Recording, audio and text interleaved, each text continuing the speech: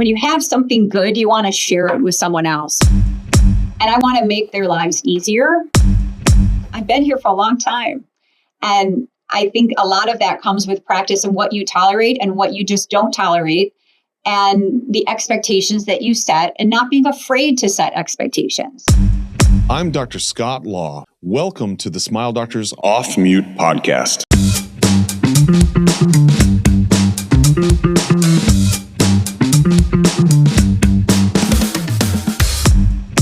Mentorship is a cycle of growth, and oftentimes when done well, it's hard to tell who learns more, the mentor or the mentee.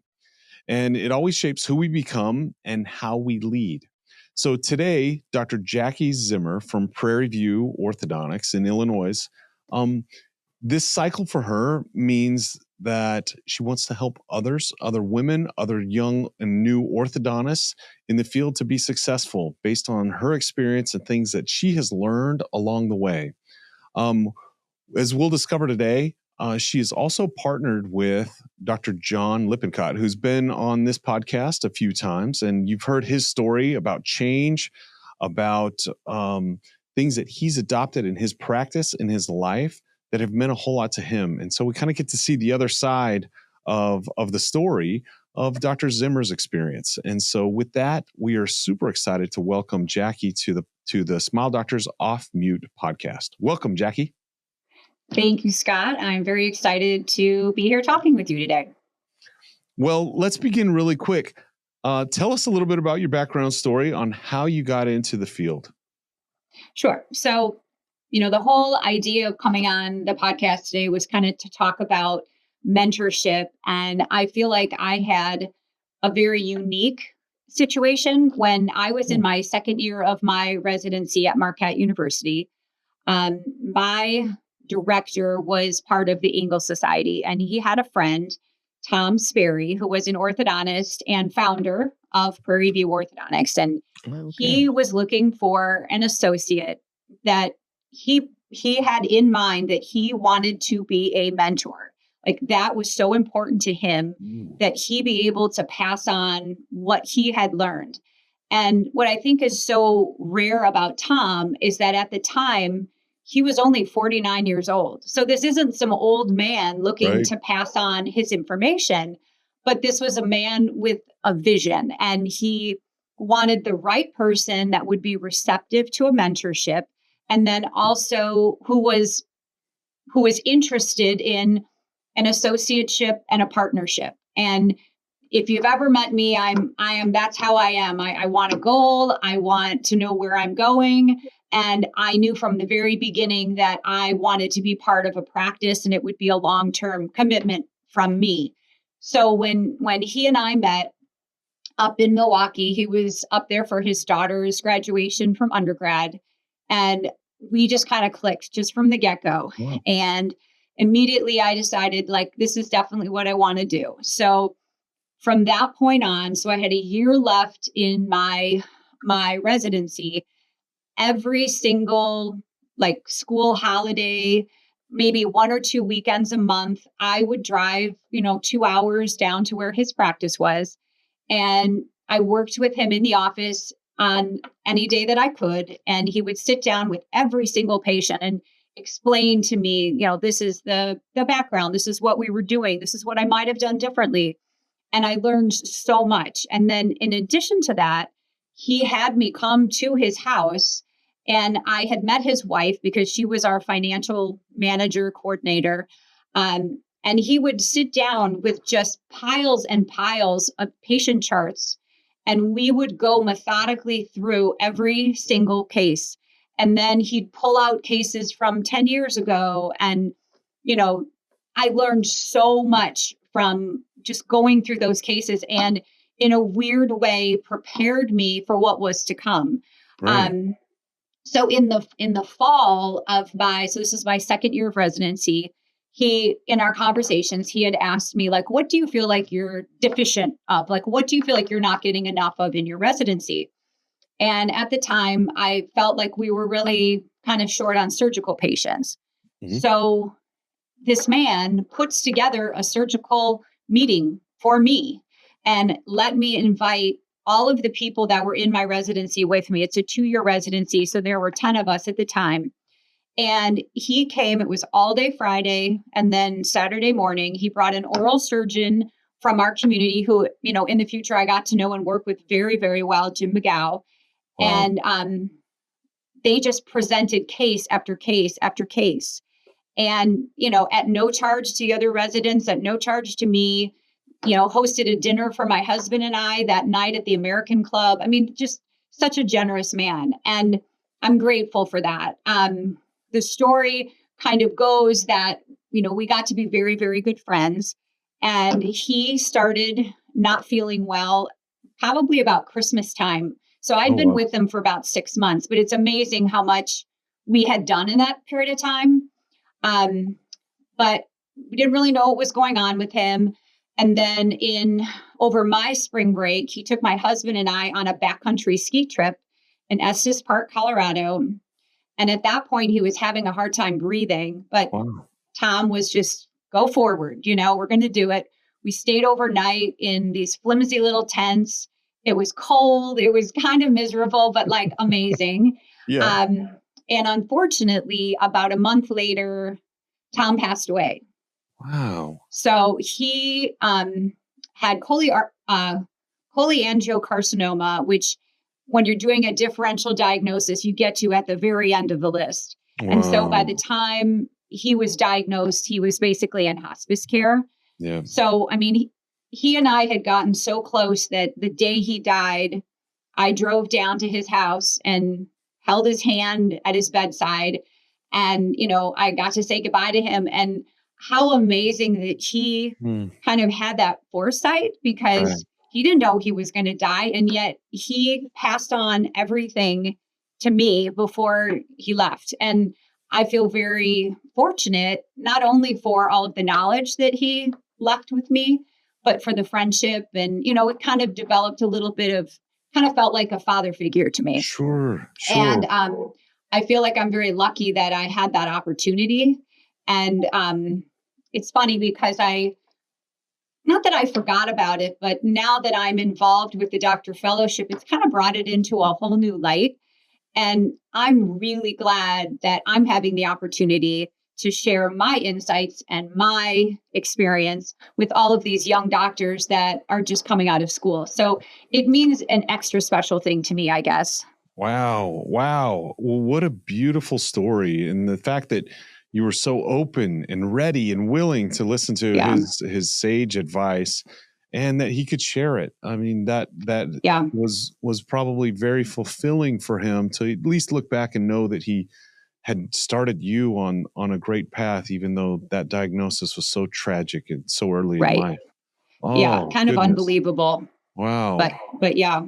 Wow. What do you think it was? Do you think it was it him as a person that struck you, his approach, or were you ready and always willing to listen to advice and I think it was both. Tom was a very intense person. Mm-hmm. You either loved him or you didn't love him. Right. And I immediately loved him because he was such a passionate man. Like whatever he was into, he was so passionate about it. Like he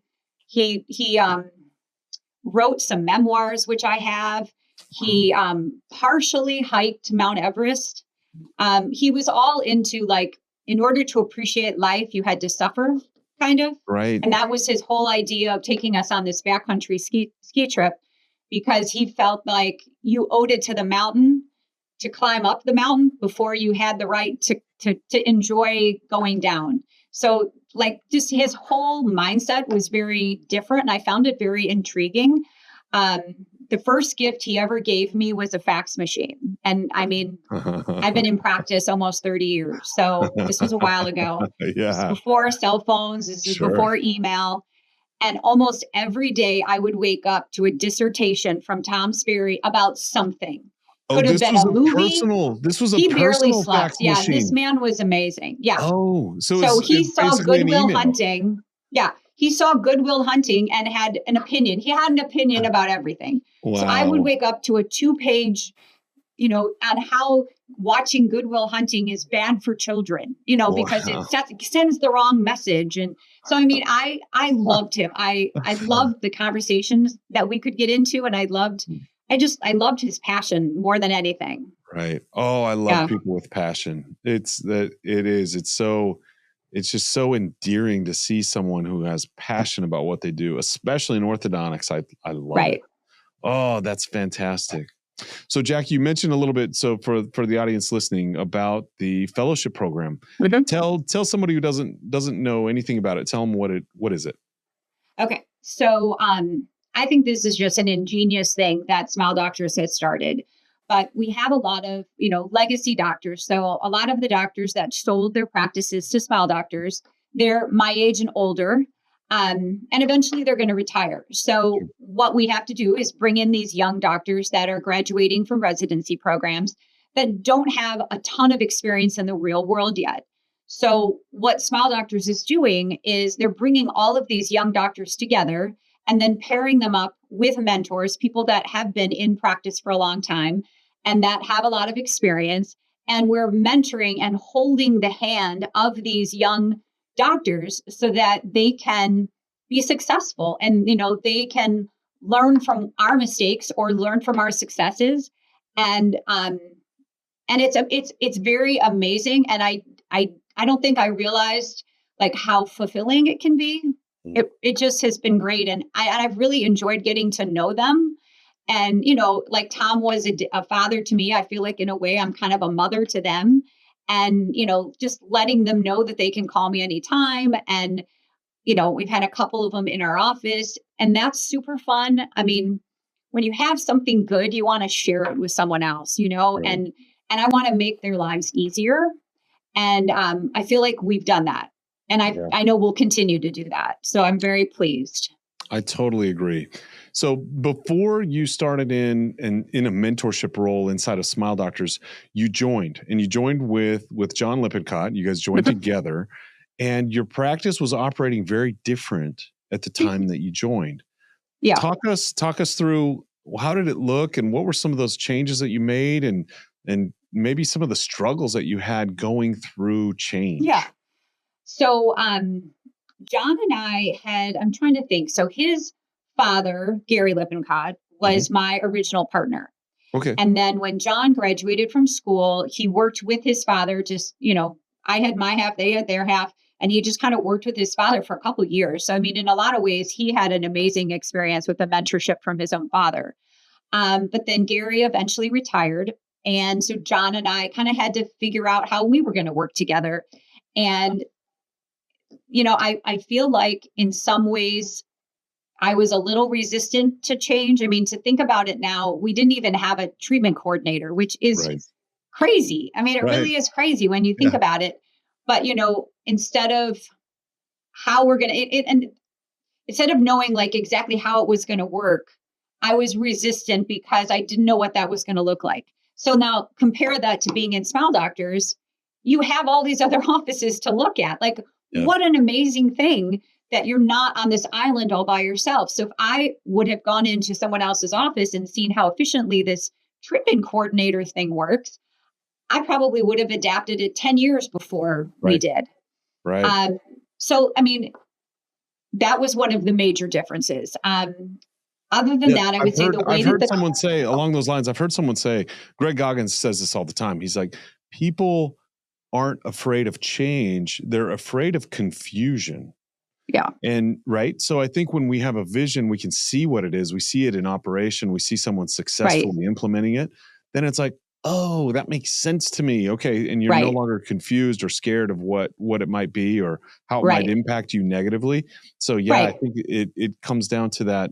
Yeah. It's open kimono for those inside of Smile Doctors. You get to see how everybody operates and works and best practices and all of that stuff. Yeah.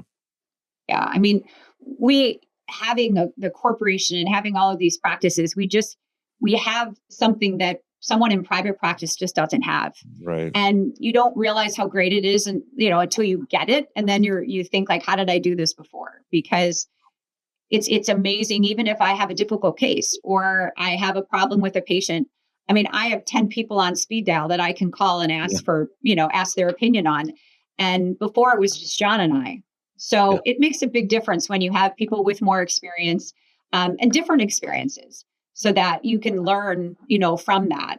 But, as far as our clinic goes now, I mean, we're using treatment plans. I feel like we're seeing more patients and it's calm. It's a calm day. I mean, not saying that every day is perfect, Sure. but most days they have a rhythm and they're very organized and methodical, and it gives you the time to have conversations with patients and just be a better orthodontist.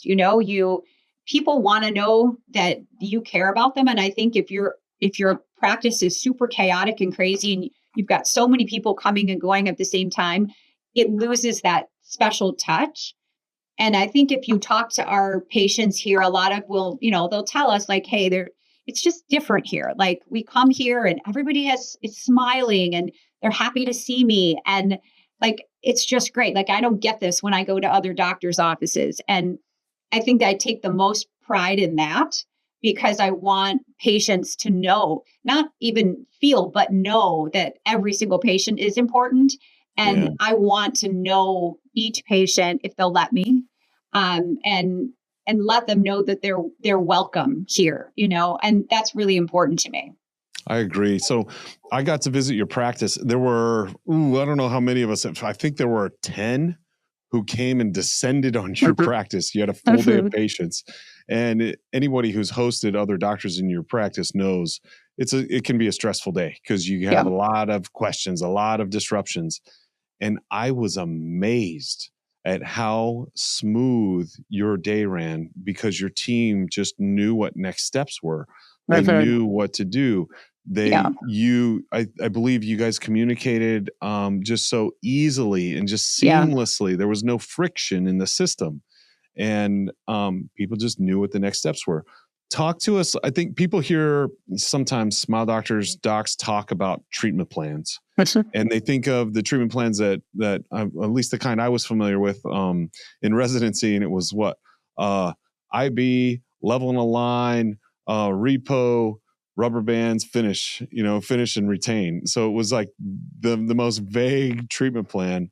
Right. When you talk about treatment plans, what are those? So what's great about our treatment plans is that every treatment, it's not just a general treatment plan, like you're saying, like not every patient has the exact same treatment plan. So it's going to depend on what type of case it is. And it's all going to be specially programmed into our computer, basically. So if they're class 1, everything's going to have a title. So if it's a 101, it's a class 1 mild crowding. And that's going to have a fee associated with it. And then if you have, say, a class 3 with an impacted canine, it's going to be a 305.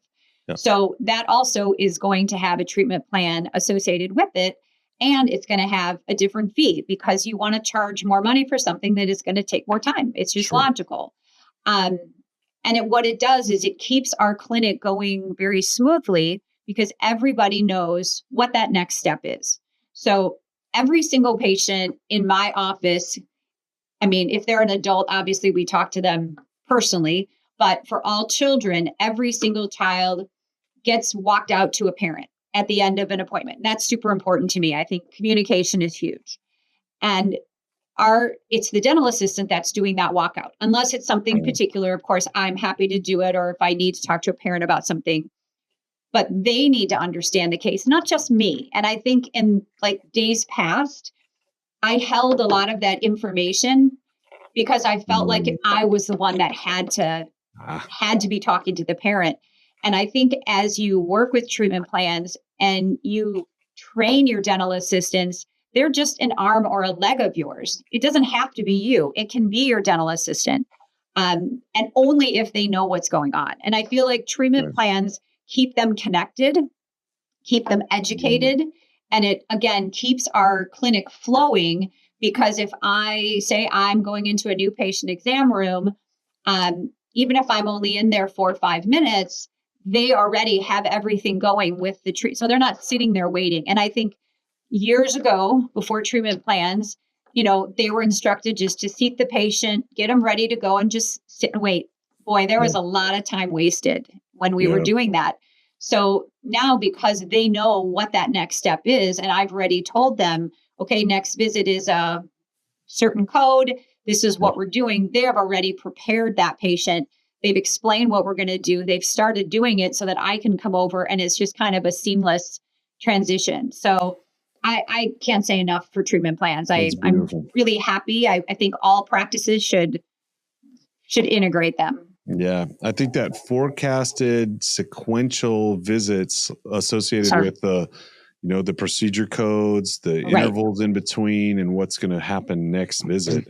That's what it's so funny, because as doctors, without a sequential treatment plan of what's to happen next, if it can, if the mouth moves predictably, then you have to re-diagnose the case every single time you come to the chair and go through that whole mental exercise of, okay, where do we start? Where are we now? You got to think through, okay, let's do this next. And like you said, the team is waiting on you at each chair instead of just doing it once and then verifying that we're on track. So it is a game changer, for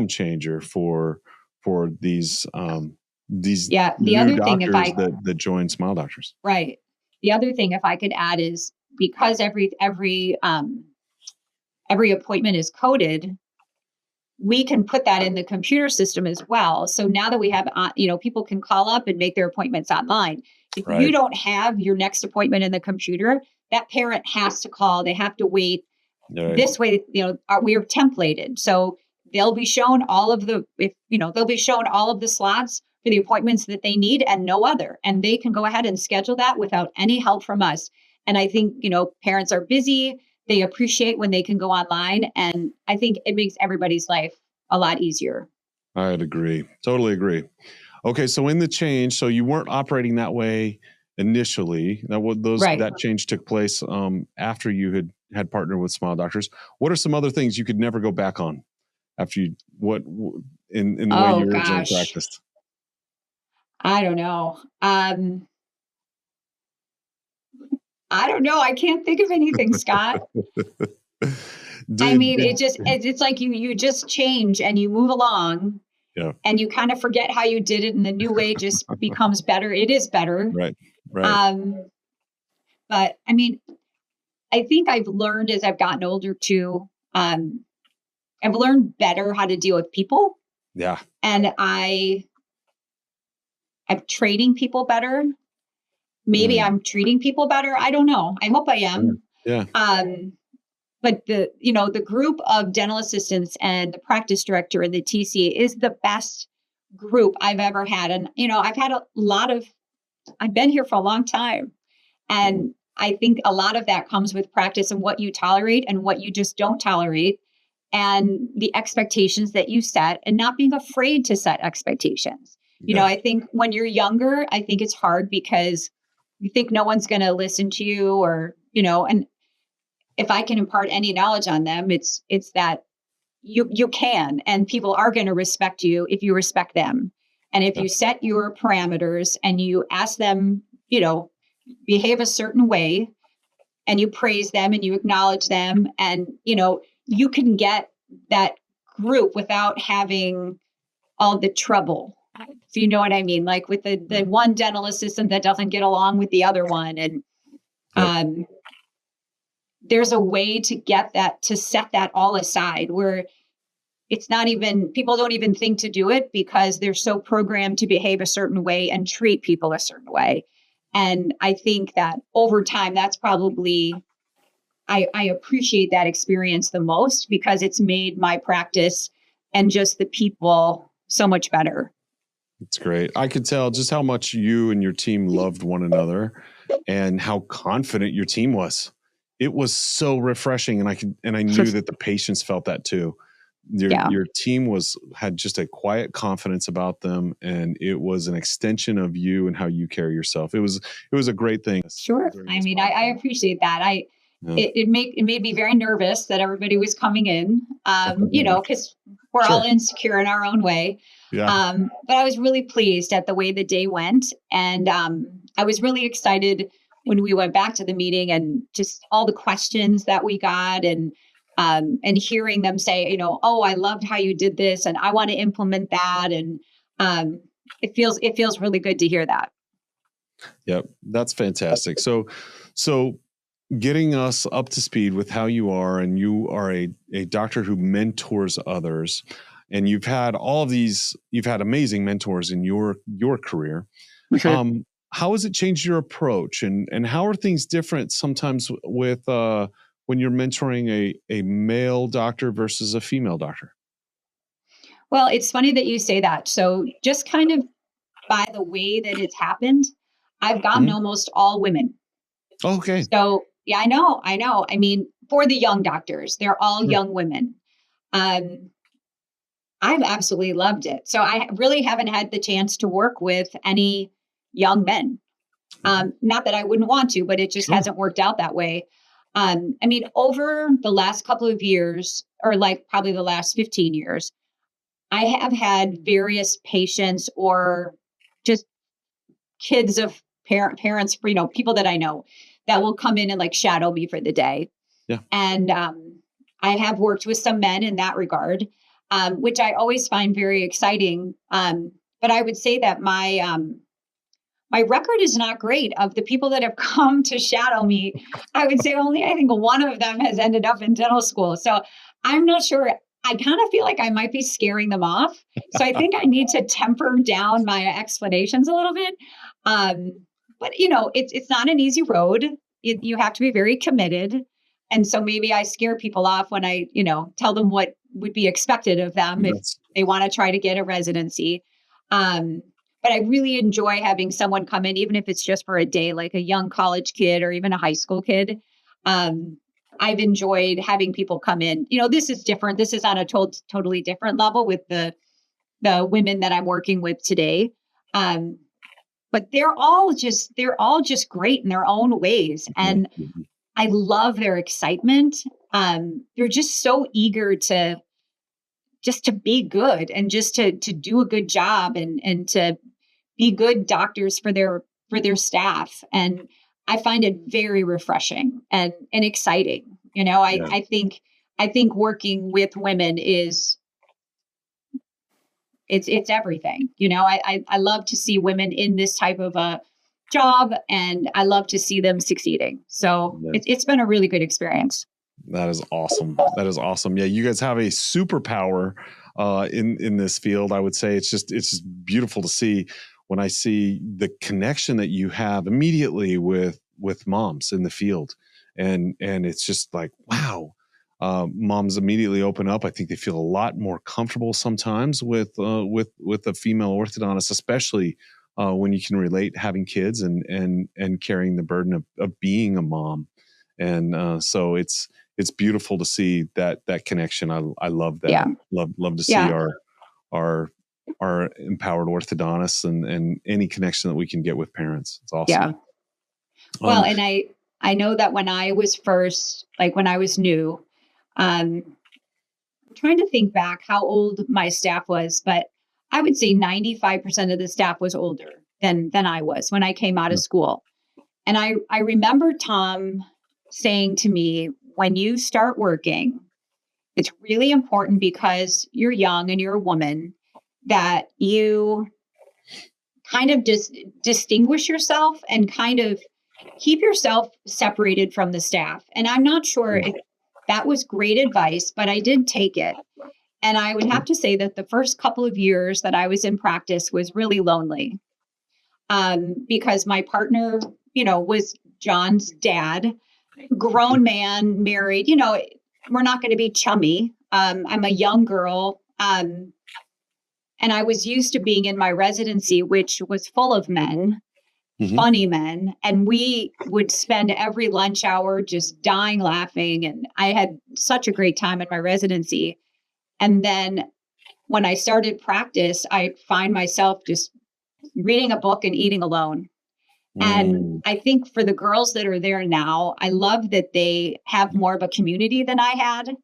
And I understand what he was saying. Like you have to be respected, and you can't come in and talk about your problems with the staff and you trivial things. You need to be professional. And I get that.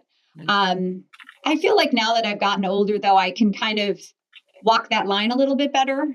I can still be friends with people, but not overshare, I guess. I don't know how else to say it, but I feel like I'm definitely not lonely anymore in my practice, which I'm very glad to say.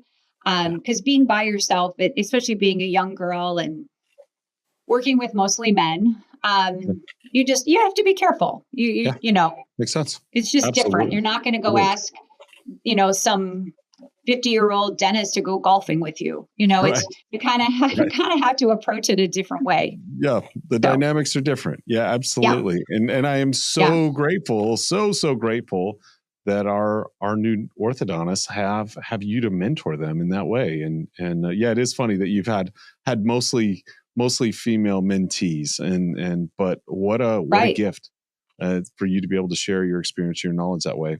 Now, you mentioned something that you don't know if you've chased off some of the young men who've come in to shadow or listen that way just through the years.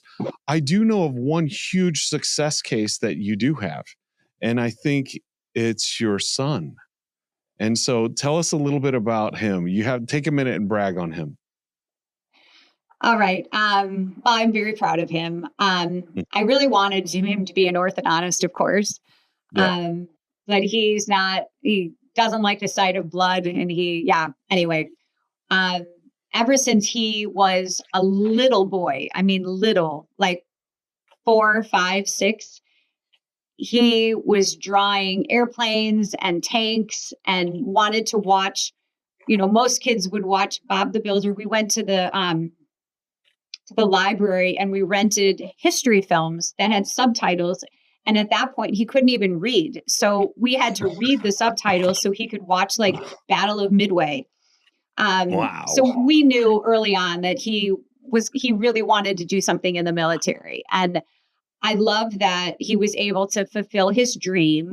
He ended up going to USC on a full ROTC scholarship and became a naval pilot. And he is now in San Diego, stationed flying Black Hawk Romeos, which are sub hunters. So he is like loving every single minute of it, and we're super proud of him. And he just got married 2 weekends ago, so he's in a good place right now. So it's great. Yeah, I'd say you nailed it on that one. That great job. And I knew I could see in your eyes just how proud you were of him, as you should be. That's beautiful. Yeah.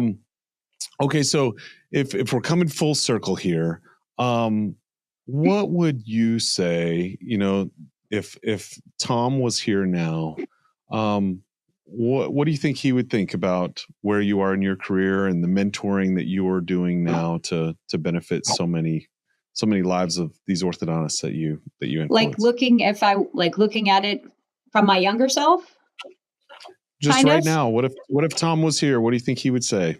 Oh, I think Tom would be really proud. I think about him a lot. I think he'd be really happy that I'm kind of imparting that knowledge. I